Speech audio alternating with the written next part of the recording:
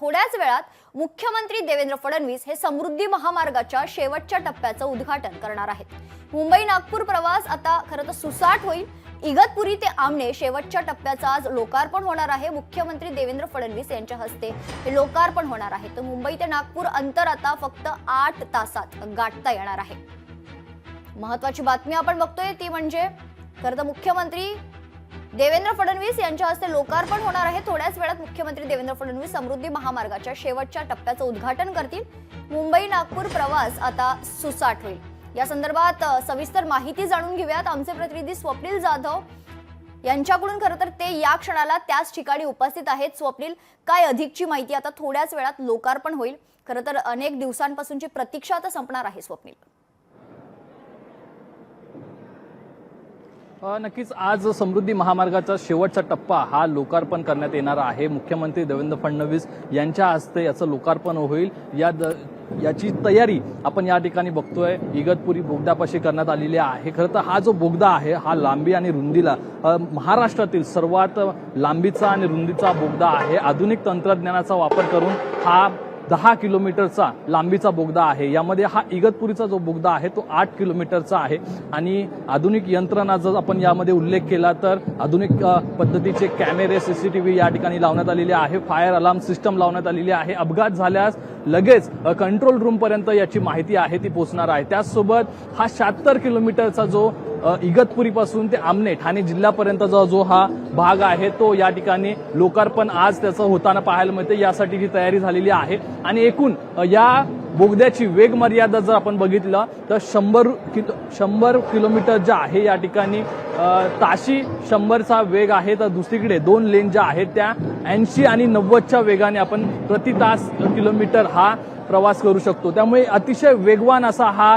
समृद्धी महामार्ग 701 किलोमीटरचा लोकांच्या आता सेवेत दाखल आहे। लोक आतापर्यंत इगतपुरीपासून ते नागपूरपर्यंत प्रवास करत होते, मात्र आता आमनेपासून ते नागपूरपर्यंत केवळ 8 तासामध्ये, याला पूर्वी 16 तास लागत होते, मात्र आता 701 किलोमीटरचे अंतर कापण्यासाठी अवघं 8 तास लागणार। त्यामुळे एकूणच वेगवान प्रवास जरी होत असला तरी समृद्धी महामार्गाचा शेती, पर्यटन, उद्योग यासाठी सुद्धा महत्त्वाचा उपयोग होणार। त्यामुळे महाराष्ट्राला समृद्ध करणारा असा हा समृद्धी महामार्ग असेल असं देखील या ठिकाणी महाराष्ट्र राज्य सरकारकडून सांगितलं जातं। हा महत्त्वाकांक्षी प्रकल्प या ठिकाणी आजपासून लोकार्पण करण्यात येतोय।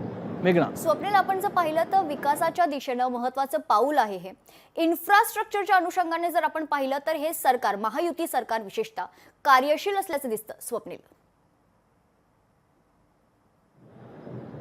नक्कीच इन्फ्रास्ट्रक्चर महाराष्ट्रातलं वाढताना पाहायला मिळतंय। महायुती सरकारच्या काळामध्ये अनेक कामं ही पूर्णत्वास येताना पाहायला मिळतात। त्याचप्रमाणे महायुती म्हणजे आधीचं युती सरकार, आत्ताचं महायुती सरकारचा जो महत्त्वाकांक्षी प्रकल्प MSRDCचा असेल, NHAI अंतर्गत हा प्रकल्प आहे। एकूणच समृद्धी महामार्ग हा कमी म्हणजे अल्पावधीमध्ये हा तयार करण्यात आलेला आहे। 701 किलोमीटरचा हा जो मार्ग आहे तो आता बनून तयार आहे। 6 मार्गिका यामध्ये एकंदरीत पाहायला मिळतात। मात्र एकीकडे अनेक प्रकल्प हे अद्यापही रखडलेले असताना या ठिकाणी समृद्धी महामार्गाला जी इच्छाशक्ती दाखवली तशीच इच्छाशक्ती जी आहे ते इतर प्रकल्पामध्ये दाखवण्यात यावी अशा प्रकारची सुद्धा आता एकीकडे नागरिकांमध्ये आता भावना आहे।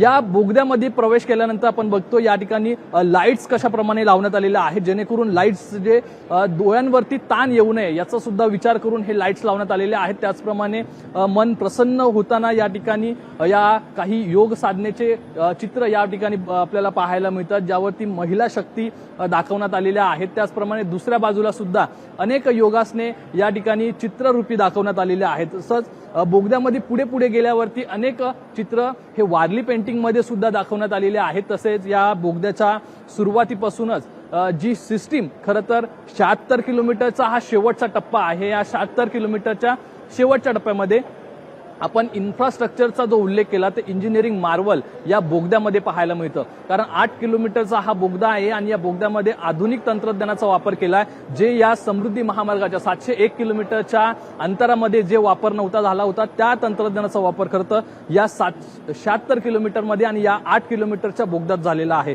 त्याचप्रमाणे या बोगद्यातून बाहेर पडल्यानंतर अनेक ब्रिजेस लागतात, जे ब्रिज खरं तर 100 पिलर्सच्या अंतरावरती आपल्याला पाहायला मिळतात। त्यामुळे मोठा महत्त्वाकांक्षी हा प्रकल्प आजपासून नागरिकांच्या सेवेत आहे आणि या ठिकाणी महाराष्ट्र वेगवान होण्यासाठी खरं तर महत्वाचा गेम चेंजर ठरणार आहे, कारण मुंबईच्या एका टोकापासून ते नागपूर म्हणजे महाराष्ट्राच्या दुसऱ्या टोकापर्यंत या महामार्गाने प्रवास करता येणार आहे. मेघना, स्वप्नील, साधारण मुख्यमंत्र्यांना या ठिकाणी यायला अजून किती वेळ लागेल आणि सुरक्षेच्या दृष्टिकोनातून काय उपाययोजना या ठिकाणी करण्यात आलेल्या आहेत स्वप्नील?